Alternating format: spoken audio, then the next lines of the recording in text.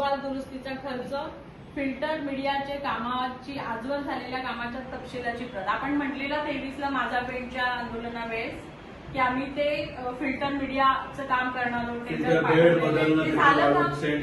वाळू बदललेलं आहे ते तुम्हाला देतो मॅडम.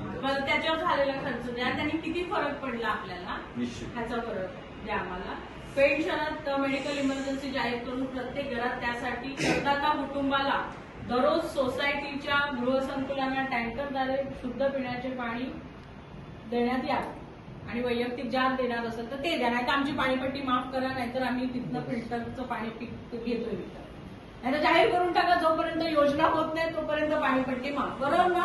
बरोबर. पहिली गोष्ट म्हणजे स्वच्छ आणि शुद्ध या दोन गोष्टी वेगवेगळ्या आहेत. तुम्हाला पाणी वर्षभरात दिसतं ते पाणी स्वच्छ असतं, तेही शुद्ध नसतं असं आमचा म्हणणं आहे. तुम्ही काय